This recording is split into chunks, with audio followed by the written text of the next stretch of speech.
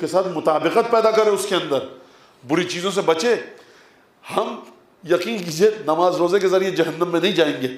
ہم جہنم میں اگر گئے، جو کہ انشاءاللہ نہ جائیں، تو اپنے مومنین کے اور مسلمانوں کے حقوق پامال کر کے سزا کے مستحق ٹھہریں گے.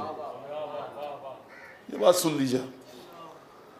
تو یہ مذاق نہیں ہے، کھیل نہیں ہے، تماشا نہیں ہے. وہ شخص جو کربلا میں تھا، لڑکا،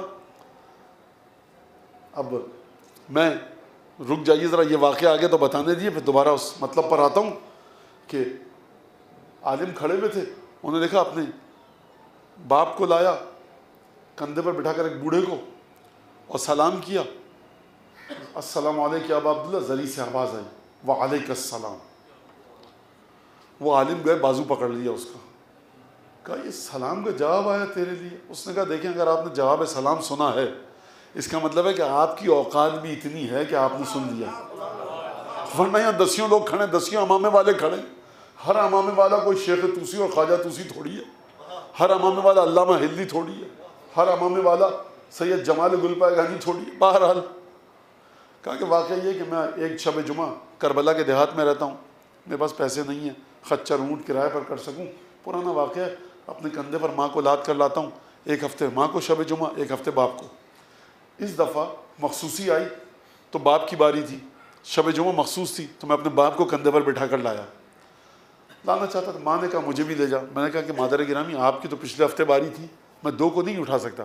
ماں نے بڑی منت سے مدد کی. میں نے کہا میرے پاس پیسے نہیں ہیں. لیکن ماں، میں نے کہا اچھا ایسا کرتا ہوں کہ باپ کو کندھے پہ بٹھاتا ہوں اور ایک جگہ تک لے کے جاتا ہوں، چھوڑتا ہوں، پھر آتا ہوں. ہوتے ہوئے ہم یہاں آئے تو وہ نوجوان صرف السلام علیکم یا ابا عبداللہ کہا. بچوں کو دیکھیے کس طرح سے بات کرتے ہیں ہم گھر میں، بیوی سے ہم کس طرح سے بات کرتے ہیں اپنی گھر میں. نور پنجتن سڑک پہ بک نہیں رہا ہے. نور پنجتن جب صبح سے میری آنکھ کھلتی ہے اور رات کو میں تکیے پہ سر رکھتا ہوں، ہر قدم جو آپ اٹھاتے ہیں، ہر لفظ جو ہماری زبان سے نکلتا ہے، ہر کام جو ہم کرتے ہیں، وہ یا نور پنجتن کی طرف لے کر جاتا ہے یا پنجتن کے دشمنوں کی طرف لے کر جاتا ہے. انسان اس بات کو دیکھے اور چیک کرے. ایک درود بھیجے محمد آل محمد. خون برسا